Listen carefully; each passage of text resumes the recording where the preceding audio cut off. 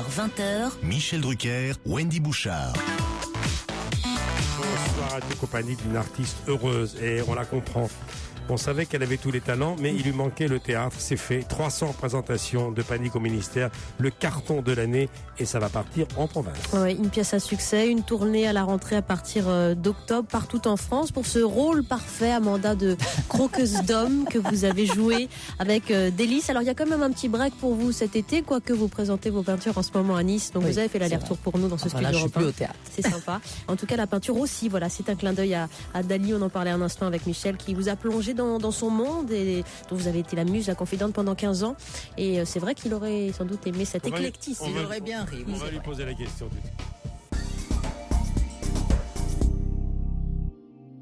Je disais justement à Patrick Cohen pendant le flash à 19h que si Salvador Dali était là, je pense qu'il serait content de vous voir sur scène tous les soirs. Le discours, c'était pas son truc. Non, hein. c'est pas son truc. Il était très contre. Il trouvait ça très vulgaire, très bébête, tagada boum boum. Et donc, en fait, quand je passais à la télé dans les émissions des Carpentiers, tout ça, en chanteuse disco, il demandait à ce qu'on déplace la télé, qu'on la mette à l'envers et couper le son.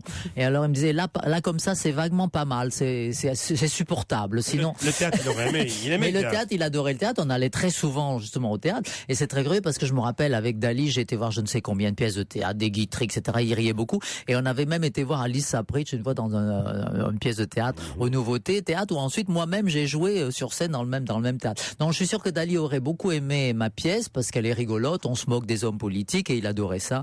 Et là il approuve ce que je fais en ce moment. Voilà. Alors il était temps.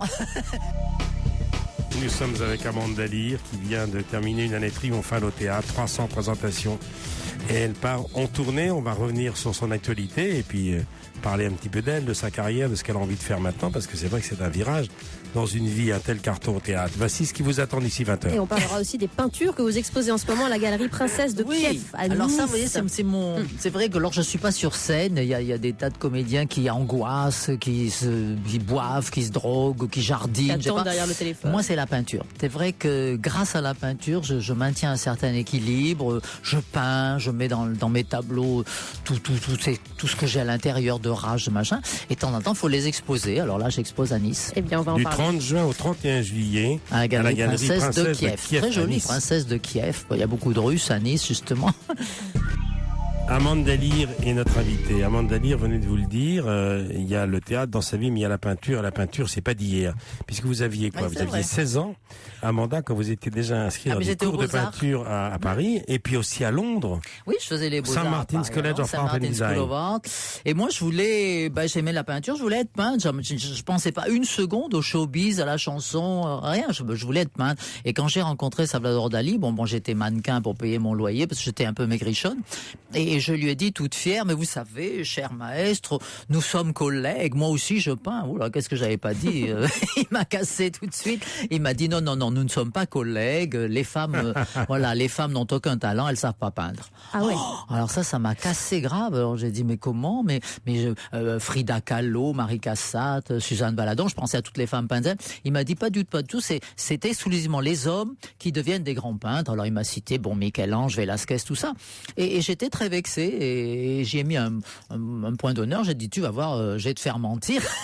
Un jour ou l'autre, je te montrerai que je peux vendre aussi mes tableaux. Mais enfin, il a fallu attendre au moins 10 ans. Je suis resté avec lui, je crois, 15-16 ans. Il a fallu que j'attende au moins 10 ans pour que je lui montre un tableau et qu'il me dise c'est pas mal pour une femme. Et d'autant que sa peinture à lui, au départ, vous faisait assez peur. Vous n'étiez, moi, j'aimais pas sa peinture. De toute ouais. façon, moi, j'aimais Picasso. Alors, donc, déjà, c'était clair. Il vous a convaincu d'être en admiration? J'étais fasciné par lui. C'était un personnage tellement extraordinaire, rigolo, plein génial et tout. Donc, c'est vrai que j'aimais Dali, l'homme, pas Dali, le peintre, quoi. Et voilà. Et puis, j'ai pas arrêté de peindre. Bon, j'ai suivi un peu ses conseils pendant que j'étais avec lui.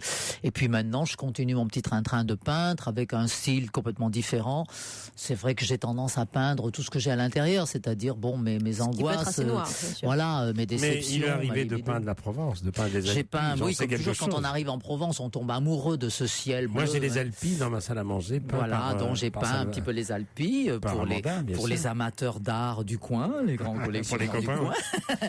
Et puis là, j'expose à Nice une 40aine de toiles. Il y a une thématique particulière vont découvrir ça. Et y compris la princesse Stéphanie, d'ailleurs, qui très gentiment vient tous les ans et me demander une toile pour sa fondation. Elle a une fondation à Monaco. Mais la peinture, par définition, c'est un exercice de solitaire. Vous êtes une femme solitaire. Je suis très solitaire. Je le revendique. J'adore ça. Vous la croiserez peut-être sur les routes de Provence. Et vous me croiserez peut-être à Au Nice marché. la semaine prochaine, d'ailleurs. Merci.